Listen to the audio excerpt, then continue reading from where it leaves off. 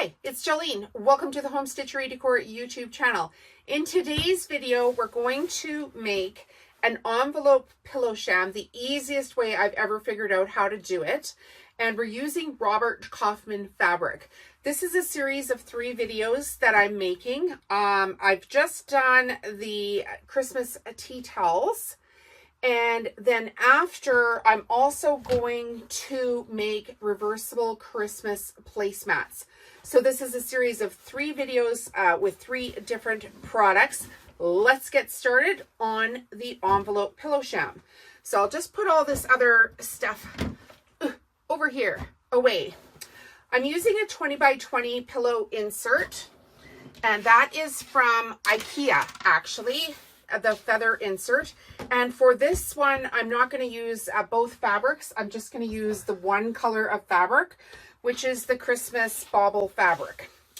Now, the easiest way I figured out to do this is if your pattern is an all over pattern, you can measure and cut this once. If your fabric is not an all over pattern, this won't work for this type of cutting. You'll have to cut it a different way. But it's not that hard. So first things first, I'm going to get my fabric the right way around. I'm just going to line my fabric up even on the edge, and I'm going to mark a pin at 16.5 inches. And that is because I want to pull more fabric out, and I know that I'm going to want this 46.5 inches total. So if I mark the first spot at 16.5 and pull the fabric all the way to the edge where I know the pin will line up here on the 0, now I can essentially make one swath of the fabric here down at the 30 line. So I'll get things pulled out. It's a little bit tight in here today. I maybe should have pulled, that's what I'll do. I'll pull my ironing board over. There we go. So I have a little extra room for my fabric. Okay, so let's try this again. So 16.5 is where the pin is. And now we need to cut it to 30. So just get my ruler out of the way.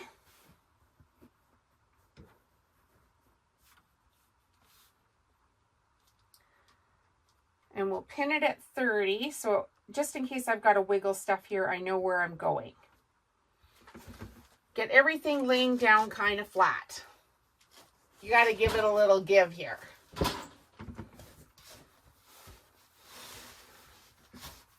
Now that I've pinned where 30 is, I can just line it up with my ruler and mark it with the, line it up with the pin and essentially cut from there. Okay, pull your pin out because you don't want to hit that with your rotary blade. Maybe stick that in my pillow over there. And cut your fabric. And I'm cutting width of fabric here, you guys. So toss your extra off to the side. Now, this is so easy. We're going to fold the fabric in half. And let's see. I want to cut off the selvage edge first. So we're just going to trim that up.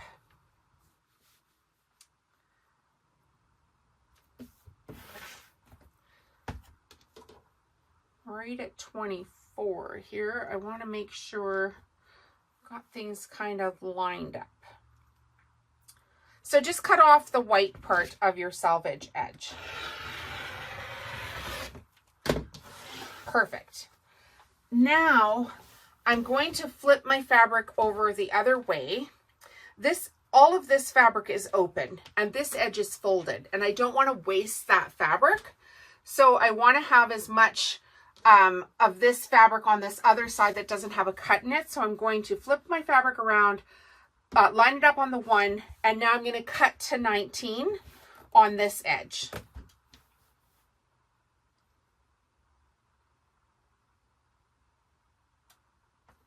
When the pillow is done, it's going to be 18 by 18, and then I put in a 20 by 20 insert.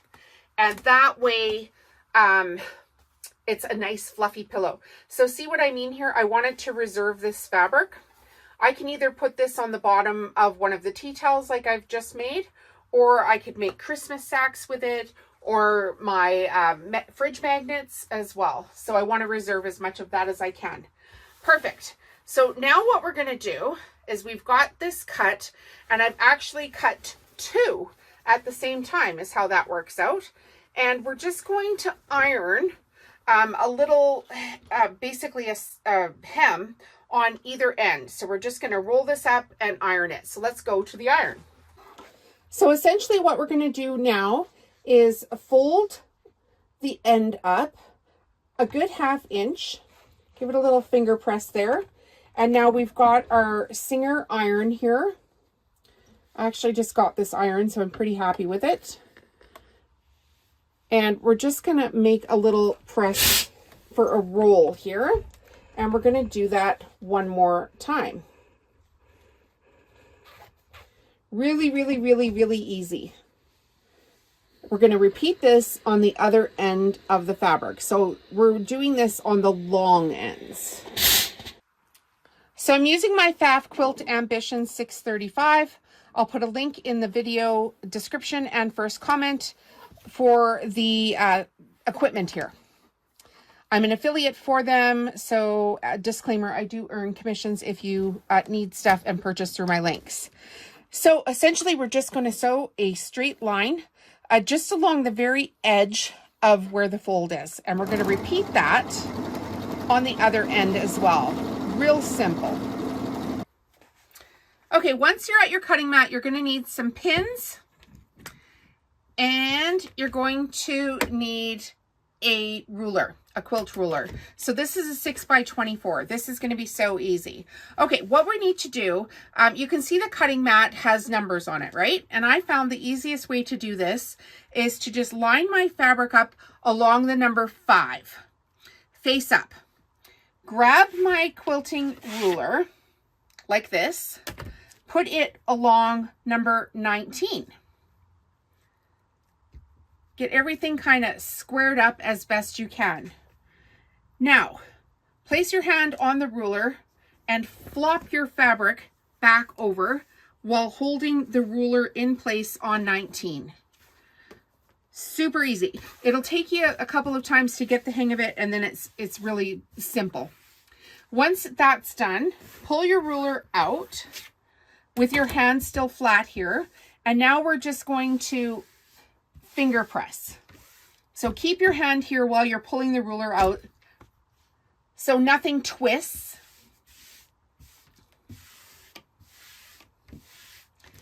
And then just give this a good finger press. Now, once we're done that, we're going to flop the fabric over, line it up on the 1, or actually on the 0 on this edge. And then we're going to repeat the process with the ruler on 19. So line it up, flop your fabric over, hold the fabric down, pull the ruler out, and then give it a nice little crease here. Really, really, really easy to do. Now you'll see we've got a nice overlap happening. And that is the key with an envelope pillow. You want a nice wide overlap because you don't want anything squishing out when you're laying on the pillow. So now I just grabbed 4 pins and I'm essentially just tacking down where the flaps meet. This one could have been flatter. And I'm going to do that on either side. Easy peasy, guys.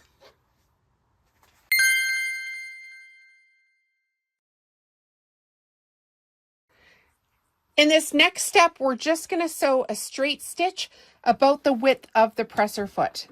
And you do want to have a little bit of a reverse stitch on this part. So you're going to go around all 4 sides.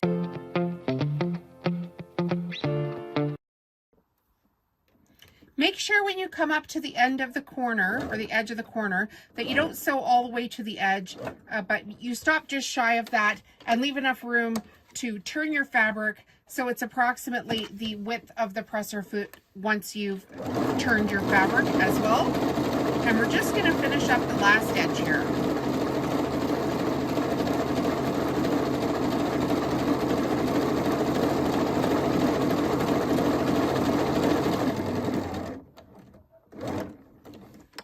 Little reverse stitch, automatic scissors. This Pfaff Quilt Ambition has 198 stitches on it. All right, next step. So the next step is going to be to turn the pillow right side out. I've got a little chopstick here, but you could use, I believe it's called an awl. And you just want to turn your pillowcase right side out. And then use your tool here to push the corners out. We want a really nice crisp finish on our pillow. So get these corners all the way out if you can. And do that obviously on all four corners. Now we're going to iron the edges of the pillow flat. I like to have a little bowl of water here and just get a little bit of water on my fingers and then roll the fabric like this until the seam is flat. Push it down a little bit with my fingers if I need to, and then get my steam iron. And if I keep my fingers a little bit moist, the fabric rolls super easy, and then you get a nice crisp edge.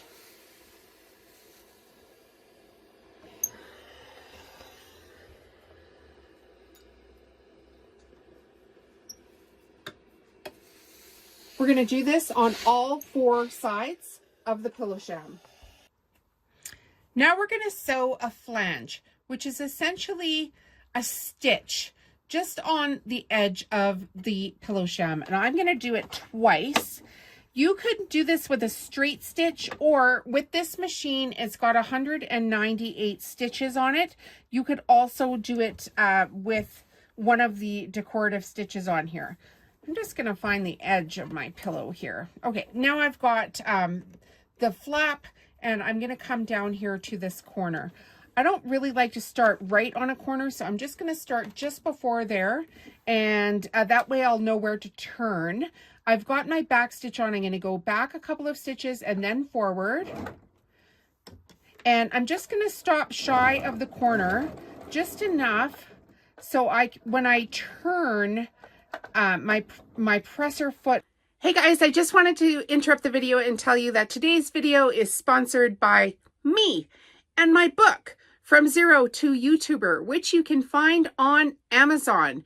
This is basically a course, a $2,000 course in a $14.95 American book, teaching you how to start, grow, and scale your own YouTube channel. I got so tired of watching YouTube videos that tell you, look here, go there. And all it is I'm trying to sell you a massive course, which doesn't give you all the answers. So I wrote a book. It's available on Amazon. I'll put the link in the video description. Now back to the video. Will be the width. At this time, you can see I need another little stitch here. It's just a little bit of an overhang.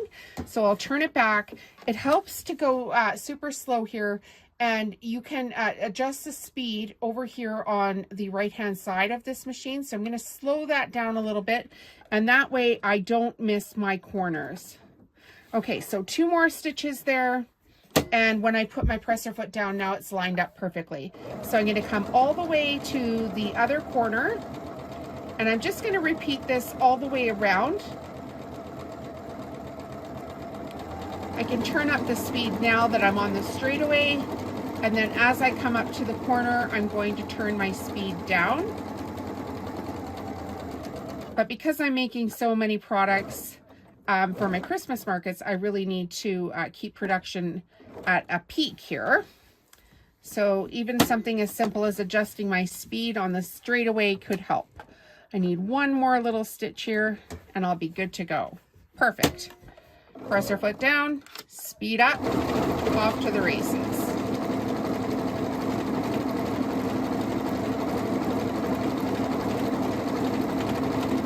I like to do a double flange on these just because it gives it such a nice look.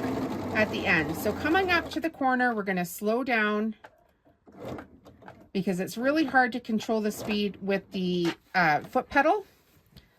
Oh, and look, this one I actually got perfect. All right.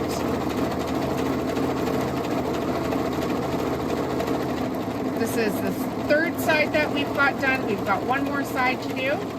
And then I'm going to repeat the process. I'm going to show you how to line it up.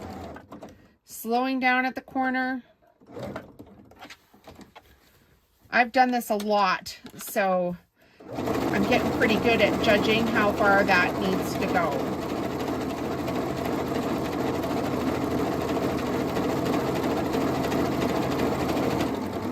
All right, we're coming up to where we've started. We're going to just slow down a wee little bit. Line it up perfectly on that last stitch. Do a couple of back stitches and use the automatic thread cutter to get that off. And then of course I've got a little thread where I started, which is fine. We're just going to trim that off so it doesn't get in the way when we do this stitch again. You can finesse this after the fact if you've got a little thread stuck here like I do, but it's going to be perfect when we're done.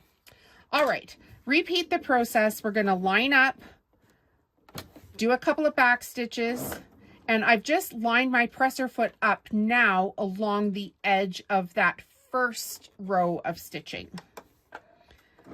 And then come forward, come right to the end. I think I need one more stitch here. Oh, no, I got it. Okay, off we go. All right, you guys, we're going to go around all four sides here, but don't forget, or if you're new here, we do have a channel membership open. It's $2 a month. You get early access to all my content. You get members only giveaways. You get discounts on all my digital products and all kinds of fun stuff. And join us on a live where I sew all of my products live. And a lot of the members come in there. We have chit chats and sewing and coffee and tell stories. And it's just a fun place to be.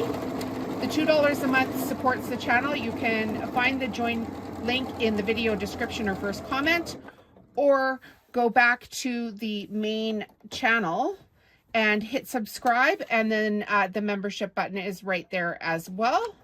And if you're ever confused, just go to the main page and scroll down to the community tab, and we've got a whole bunch of information in there. So if you like crafting and you like discounts, that's the place to be. And I share all kinds of links and discounts on all kinds of products and services because it's fun and I can. And I like to do the giveaways. The giveaways are my favorite. All right. Did I get it? Yes, I got it. Oh, I guess I can turn it up now. There we go. Last edge. And then we're going to show off the pillow. And remember, we've got 2 more tutorials that go along with this one. Reversible Christmas placemats in the same fabric. And then that cutesy pootsy tea towel as well. So watch the next 2 videos that go along with this and craft your heart out this Christmas.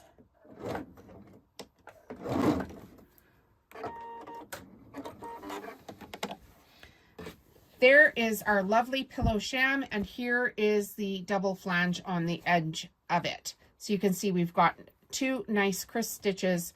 They don't go over the edge, they just go up to the corner. All right, this is the pillow that you've made. Super squishy. I use a 20 by 20 insert from IKEA, the feather insert. It's got a nice wide flap in the back, so you're not getting any of that squished out pillow.